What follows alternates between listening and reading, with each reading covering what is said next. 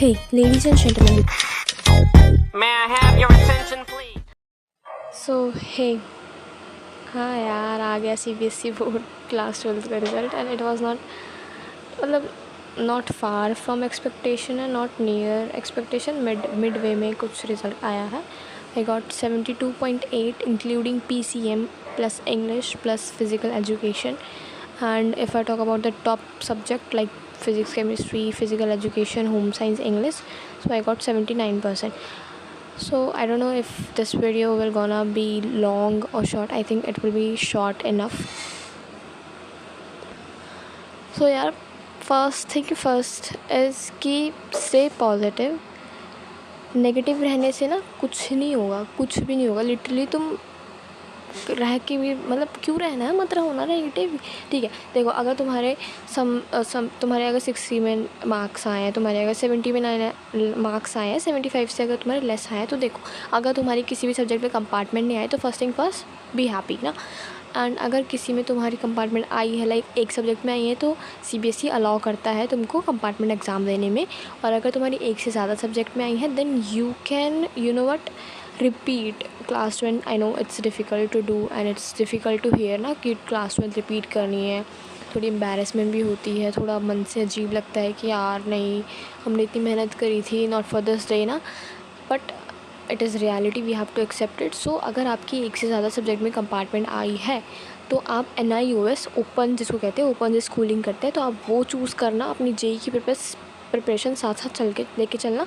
Don't get demotivated कि यार मेरे मार्क्स नहीं आए. देखो करने से सब कुछ होगा, राइट. जो चीज़ मैं अपने आप को बोल रही हूँ ना वो मैं इस वीडियो में रिकॉर्ड एक्चुअली कर रही हूँ. तो ये चीज़ तो गई कंपार्टमेंट वालों के लिए.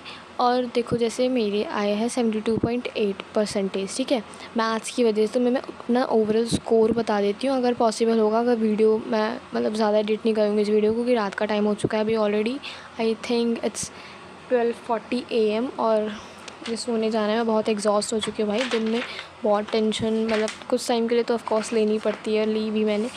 तो सोचा कि यार थोड़ा जल्दी सो जाओ, जल्दी मतलब जल्दी है हाँ मेरा. तो क्या मतलब भूल जाती है और एक सेकेंड.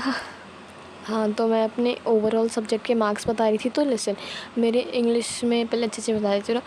मेरे इंग्लिश में आए 93, मेरे फिज़िक्स में आए हैं 63, मेरे केमिस्ट्री में 72 आए हैं. फिज़िक्स ने मुझे थोड़ा धोखा दिया, केमिस्ट्री में I expected this much. And physical education में मेरे 90 आए हैं, होम साइंस में मेरे 77 आए. और मैथ्स भैया इतना बुरा मेरा स्कोर गया ना, आई डिडंट एक्सपेक्ट दिस. मतलब मैं छींची करके आई थी पेपर में, पर इतनी ज़्यादा छींची नहीं करके आई थी कि इतने गंदे मार्क्स आ जाए. I got 46 for mathematics.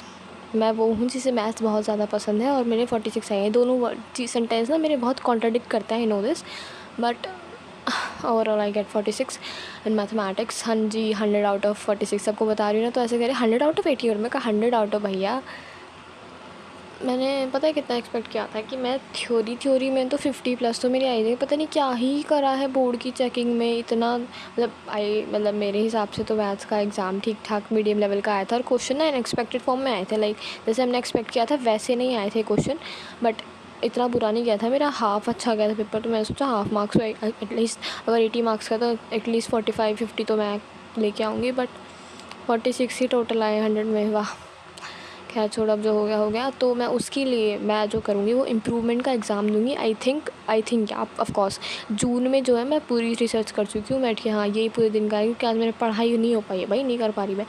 तो जून में आई थिंक फॉर्म निकले जाएंगे स्कूल के थ्रू. अगर तुम्हें एक इम्प्रूवमेंट का एग्ज़ाम, मुझे एक ही का देना है, मैथ्स का देना है, क्योंकि मेरे 46 अब मुझे पता है मेरे अंदर कैलिबर है, मैं मैथ्स कर सकती हूँ.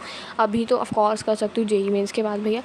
तो मैथ्स में ख्याल से 46 है ना, तो मैं कोशिश करूँगी 80+ तो खींच के ले जाऊँ. 2 महीने मेरे पास है, इनफ टाइम है ना. और अच्छे खासे मार्क्स का गैप भी है मेरे पास बढ़ाने को, ऐसा भी नहीं है कि कम मार्क्स का गैप है. सो एक इम्प्रूवमेंट का पेपर दे सकते हैं, तो एक मैथ्स का दूँगी इम्प्रूवमेंट का पेपर में, वो जो कि जून में फॉर्म निकलते हैं स्कूल के थ्रू भरे जाते हैं. जुलाई में 15 जुलाई में आई थिंक, हाँ 15 जुलाई में अप्रॉक्स आसपास ही होगी 15 जुलाई की डेट. के अप्रॉक्स वो होते हैं, एग्ज़ाम होते हैं, आई थिंक कंपार्टमेंट वालों के साथ होते हैं, और अगस्त तक रिज़ल्ट आ जाता है, न्यू मार्कशीट आ जाती है इम्प्रूवमेंट वालों की जो भी होती है। तो अगर देखो तुम्हारी एक सब्जेक्ट में कंपार्टमेंट आई हो, तो मैंने तुम्हें बता दिया है ना, 2 में आई हो बता दिया। अब इम्प्रूवमेंट वालों की बात कि जिनको इम्प्रूवमेंट करनी है। देखो अगर एक सब्जेक्ट में तुम्हारे कम मार्क्स आए ना, तो उसमें इम्प्रूवमेंट करने के लिए सीबीएसई अलाउ करता है तुम्हें इसी साल जून में, है ना, जुलाई में एग्ज़ाम होता है, जून में फॉर्म भरते हैं। लेकिन अगर तुम्हें एक से ज़्यादा में इम्प्रूवमेंट करनी है तो तुम्हें 1 साल का वेट करना पड़ेगा, और अगले साल as a new candidate, as a individual candidate तुम्हें थोड़ा हो जाता है भाई बीच में, थोड़ा तब बोलती तो अगर तुम्हें एक से ज़्यादा सब्जेक्ट में इम्प्रूवमेंट करनी है तो तुम्हें अगली साल का इंतज़ार करना पड़ेगा, और जब बोर्ड के एग्ज़ाम होते हैं उसी में इम्प्रूवमेंट के एग्ज़ाम होते हैं उन्हीं बच्चों। और अगर तुम डिसाइड नहीं कर पा रहे हो कि तुम्हें कौन से सब्जेक्ट का इम्प्रूवमेंट देना चाहिए, तो पहले देखो कैलकुलेट करो, है ना, कि परसेंटेज बन रही है अगर एक का इम्प्रूवमेंट दे रहे हैं तो, वरना फिर NIOS is the best option I think. So NIOS के थ्रू जाओ विदाउट एनी सेकेंड थाट, ठीक है। और अगर तुम्हें ऐसा लग रहा है कि एक सब्जेक्ट में अगर मार्क्स इंप्रूव हो जाएंगे मेरे और मैं अच्छा कर लूँगा, देन कैलकुलेट करके कौन सा ऐसा सब्जेक्ट है जिसमें तुम अगर मार्क्स बढ़ाओगे तुम्हारे आसानी से मार्क्स बढ़ जाएंगे, तुम्हें जेई की प्रेप को बीच में नहीं छोड़ना पड़ेगा, जेई साथ साथ चल सकता है, तो वो वाला सब्जेक्ट तुम चूज़ करो और फिर उसके साथ जाओ। सब्जेक्ट ऐसा चूज़ करना अगर तुम्हारे पास ऑप्शंस हैं जो तुम कर सको अच्छे से, है ना, इसमें तुम्हें ज़्यादा एफर्ट्स ना डालने पड़े, एंड स्टिल यू थिंक कि मैं अगर करूँगी तो अच्छे से मेरा हो जाएगा, आई डू हैव पोटेंशियल, ठीक है, तो वो वाला सब्जेक्ट। तो बस ये यार, सबकी लाइफ में ना क्योस होते हैं, कभी कभी चीज़ें वैसे नहीं चलती जैसे हम चाहते हैं, बट इट्स नॉट लाइक कि हम सोसाइटल थॉट्स अपने मन में लेके आए, हम लाइफ को एंड करने की बात करें, हम लोगों से अफेक्ट हो, तो ऐसा मत करो। And stop giving shit to the people who don't even care about you, ठीक है।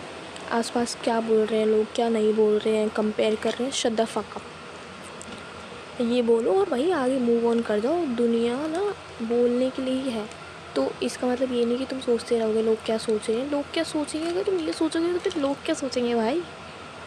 सो take a chill pill, think wisely twicely, and सोचो कि क्या करना है, and start taking action toward that, कि तुम्हें इम्प्रूवमेंट का एग्ज़ाम देना है, कंपार्टमेंट का देना है। And it is so good कि अगर तुम्हारे 75+ मार्क्स आए हैं, कॉन्ग्रेचुलेशंस। अब जेई पे भाई अच्छे से प्रेप भी साथ साथ लेके चलनी है ना, तो इट डिपेंड्स ऑन यू कि how you manage that. So with this I am signing off, bye bye. I think I'm